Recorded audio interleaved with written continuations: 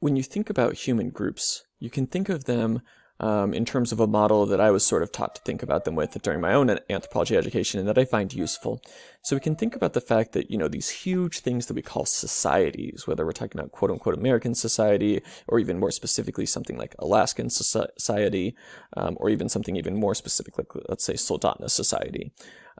Those big human groups where we have this kind of identity that comprises hundreds, thousands of people, maybe even millions of people, really break down into smaller social groups, right? Subcultures, identity groups, religious groups, ethnic groups, all sorts of neighborhoods, political affiliations, all sorts of different webs of relationality, right? Assemblages of people, groupings of people, and obviously they're overlapping.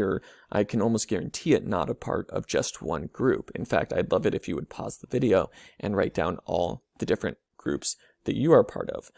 If I was to do so, I suspect that the number would be at least 10, right? And so it's probably the same for you. You have all these kind of subgroups. We sometimes talk about something like a nation, like America, as an imagined community. And what we mean by that is, there's over 300 million people in the United States. It's not like you're going to meet all of them or know all of them on any sort of a personal level. Indeed, research tells us that really knowing more than 100 people on any sort of a personal level is more or less impossible or not very likely.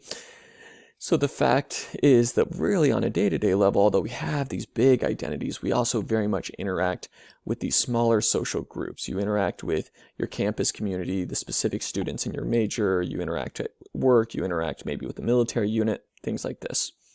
And then underlying even social groups, right? Because a lot of times it's not as if you're part of a social group that's got 100 coworkers, it's not as if, other than the occasional meeting, you're all sitting down and interacting all the time as one big homogeneous mass of 100 people. Instead, social groups in turn break down into smaller overlapping webs of social relationships. By the way, this is an aside, but you may not know this. Social comes from the Latin word socii, or soci. I don't speak Latin, I just know how it's written, S-O-C-I-I, which means allies. So you may not think of it this way, but when you go to the grocery store and purchase a box of cereal, I love cereal, that's why I always use it as a metaphor, you are in a sense in an alliance with the worker, right? You pay them for cereal, and then they get paid by their employer to have given you the cereal that you paid for. So society is made up of social groups, which are in turn made up of smaller relationships. Patrick and Sally, let's say, are best friends. Sally, in turn, is married to Elizabeth, and then Elizabeth is the daughter of Myra. Patrick and David are best buddies. Sally previously was married to Enrique, and they have a child named Leaf. So my point with that is really any sort of social group or social network is broken down into much smaller groups of people that we actually interact with on a daily basis. And these social roles, or these social groups and these social relationships allow human beings to exist, right, on a fundamental level. So if we look at what the earliest Homo sapiens were doing and what they were doing for, as far as physical anthropology and archaeology tell us, for a very large portion of human history and in much of human areas, we were hunter-gatherers, and as small hunter-gatherer bands, people had to lean heavily on their families to survive, their extended family unions and their broader bands. As far as, for example, again, we don't have claws, and at the time we also didn't have firearms, so hunting, some of the evidence suggests that the early humans either would have been scavenging together, in which case you would need to watch each other's back to make sure you didn't get crossways with another scavenger, like some kind of large predator like a lion. And then also some evidence suggests that what we were doing would be running down animals, taking turns running after animals like gazelle or deer until they sort of tire out and we can successfully hunt them with spears or something. Or there's, things like kind of joint fishing going on with large nets and things like this. All of these kind of programs or ways of making a living before we had sort of industrial society required human beings to work together for their subsistence. Yes, a lone human in the wilderness can survive sometimes, but even then they're drawing on typically products created by other human beings. So we need these social groups. Now, when we think about societies, they tend to include social groups related to all sorts of things. I mentioned just a few. Our economic relationships, right? our family relationships, which are sometimes much larger than sort of a single family. We talk sometimes in anthropology, when we talk about kinship, sometimes about the Pashtun, which are an ethnic group within Afghanistan, and have very large extended clan groups, and then what's called a segmentary kinship system, which basically means you have groups that can quickly consolidate together on a needs-be basis. And that has been noted even within sort of military strategy, as different groups have been in Afghanistan in a military sense, and that has affected sort of how politics happen within Afghanistan, right? And how conflicts have affected things. And so the different ways we structure our family is one of the types of social groups. Every society has a way in which it thinks about and conceptualizes who's related to who and who's descended from who. And as that example shows, how we decide who's related to who can have huge, major ramifications. Societies almost always have some kind of, well, really always have some kind of political system. Sometimes it's very much informal power, one person, such as for the Juhwanzi ethnic group in southern Africa. The political system is effectively a prominent head person who can sort of tell people, hey, let's camp here tonight, or let's go this direction for hunting. But they certainly can't tax you or impose capital punishment on you. Whereas you have something like the United States, thousands of pages of government regulations, a vast sprawling government bureaucracy, widespread representational politics where we often don't know our representatives personally. Very, very different, but every society's got to figure out a way of how you decide what to do. And the vast majority of human societies have developed a religious system over time, some way of sort of speaking to bigger supernatural questions, such as life after death, such as sort of cosmic purpose, such as creation, among many others, right? Vast majority, if not all, of human groups develop a music system, an artistic system. We just have these kind of social groups in common, but they vary widely by culture. And these social groups that we're part of are sometimes coterminous with society. So for example, if you are part of a Juhwanzi band of hunter-gatherers in southern Africa, your extended family group is most of the people in your political group as well. Your band would be mostly people, a lot of people that you're related to already. Certainly that would be the same thing as your social group. And to a great degree, especially historically, prior to colonialism, this would have also been your religious group, right? The spiritual shamanistic practitioners that you rely on would have been within your group as well, and you all would have had pretty similar belief and ritual practices. And so sometimes this is coterminous with the entire group. Modern sort of industrial societies that have been drawn into the industrial system very heavily, such as the United States, are kind of unique in the sense that we're very fragmented in that regard. Our economic group is not necessarily our family group, right? When I go work at KPC, I don't go to work with my wife.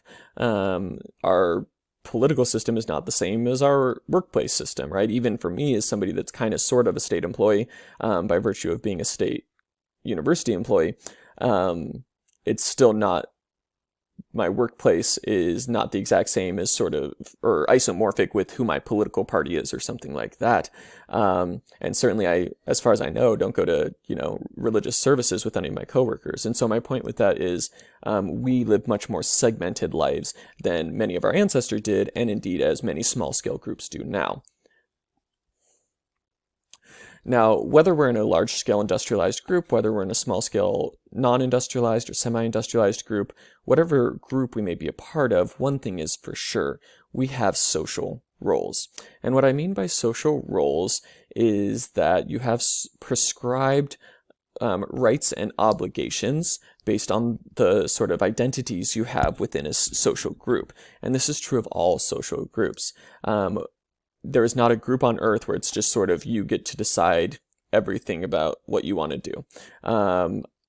Instead, we have roles that we're expected to play by other people. It's a little bit like a play in the sense that we have to perform those roles, and that's where I'm saying they tend to be performative.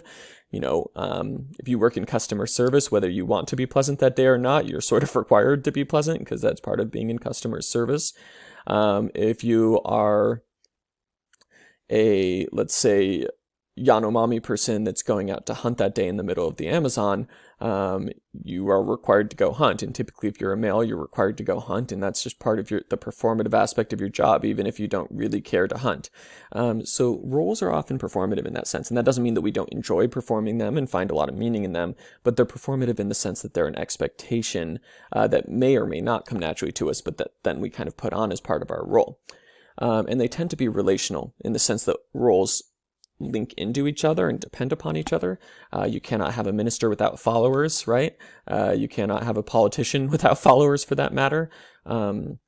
Spouses define a lot of their social roles through their relationship with their other spouse, parents through children, teachers with students, and so on. As some of those suggestions imply, oftentimes social roles are stratified or power-based, although by no means always, just some of the time. When we think about social roles, though, we can think about social roles as being both sometimes ascribed and sometimes achieved, and that's a distinction we make in anthropology. So an ascribed social role is a social role that you play because you were born into it. So for example, my example of a Yanomami male hunter. An achieved social role is one that happens because you've taken certain steps to become part of that role. And so somebody that has achieved the status of, again, back to the Juhwanzi example in Southern Africa, somebody that's achieved the status of a big man within that society, or headman, it's not because they were born into it. It's not hereditary like with the British monarchy or something. It's instead something that because they're like a persuasive person that other people listen to. So most societies tend to have a mix of ascribed and achieved roles. And this might be an interesting time to pause the video and think about what roles have been ascribed to you by virtue of your birth and what have been achieved by you by virtue of efforts you have made or others have made. Things like being a high school graduate would be an example of an achieved social role with expectations involved. Social stratification means when among the different roles in a society or among the different positions in a society, there's an uneven distribution of resources and privileges, as one textbook author points it out. So that could be things like power, prestige, and wealth. And so sometimes the way I make a point of how stratified a society can be, whether or not we think about it that way, is I'll sometimes list a series of occupations, such as president, banker, president of the United States, banker, farmer, CEO, plumber, teacher, and I ask people to rank these, and inevitably people are able to rank them, and the rankings oftentimes go pretty similar to each other, which suggests that we carry around in our minds sort of an implicit hierarchy there. We understand that our lives are often very stratified within the type of society that most of us live within here in the United States. And those stratifications may not even make any sense. And so I'm always very interested in the distinction between class and economic wealth.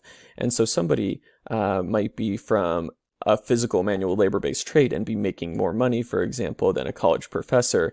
And yet sometimes there's a sense of social stratification between the two, where one might be considered a middle-class position and one might be considered a working-class position. Even if one's making more money, that doesn't actually make sense on paper.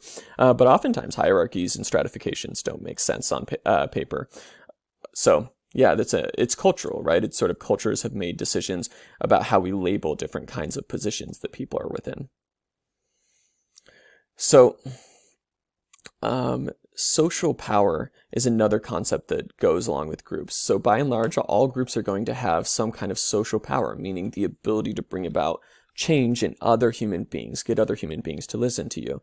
That's going to exist in every society, but in some cases that'll be relatively, if we can think of it like a substance, in some societies everybody has a piece of that substance, right? So in groups that are small scale, hunter-gatherer groups, maybe most people have a say in decision making, even if one person has a bit more of a say. In groups like a lot of the New Guinean indigenous groups, at least prior to Australian colonialism, you had big men, and sometimes in certain areas big women, these sort of leaders that were leaders because they were persuasive and because they were wealthy, and they tended to have the ability to direct affairs, but not like coerce things. Again, they couldn't imprison people or necessarily impose a death penalty right away. They relied a lot on sort of the will of the people. And in that regard, sometimes social power can be very formal or it can be very informal. a very formal form of social control is a TSA agent. So when you go through the airport, a TSA agent has very much the right to tell you to take off your shoes, take off your belt, go through this metal detector, go instead through this body scanner. And they have all these insignias, such as badges and uniforms, that let us know that they're TSA, and they have a tremendous amount of very formalized, obvious power. But you might also think about all the informal social power that we exercise over each other in our daily lives. For example, think about if you're in a restaurant and somebody's talking really loudly on their phone, which is obnoxious, and we all give them dirty looks. What we're doing is exercising very small bits of social power. Same thing when we honk our horn at somebody that was being obnoxious in traffic. We're essentially scolding somebody else. And to the extent that humans are sort of hardwired to want group approval, scolding can actually be a pretty powerful form of social power, especially if enough people do it. Now, some people would just keep talking on their phone and cutting people off in traffic, but a lot of people will bow to the social pressure, as it were. When we talk about prestige, as another kind of way in which societies can be stratified, this is what I was talking about before, except for I actually have a different list than the one I had said before. I mentioned bank teller, college student, somebody that's living on the streets, houseless, firefighter. And again, there's kind of interesting rankings there. And we might rank differently too in terms of our own positionality, which suggests that there's kind of variation and messiness in terms of how we think about social stratification. And again, just to reiterate the point, since I haven't mentioned the Juhwanzi hunter-gatherers of Southern Africa before, social stratification is not natural, by which I mean it's not biologically predetermined that all human beings have hardcore social stratification. There are groups that we would call egalitarian, such as this group, but also many other hunter-gatherer groups that have existed both historically and to some degree into the present, where if there is a leader, the leader has relatively little coercive power over the members of the society, and people can break away from the society if they're not liking how the leader's acting. And there's not a lot of wealth stratification either, since there's not a lot of material wealth to begin with, and people are mostly mobile, so you're not sort of carrying around big screen TVs or something. So stratification is not a part of all human societies, at least not in the form we're familiar with it. And indeed, again, archaeology and physical anthropology would suggest that's not even really the human default condition. It is seemingly natural for us to pick leaders. It is not natural for us to pick leaders and then sort of give them all our money. That seems to be something that came along later in human history.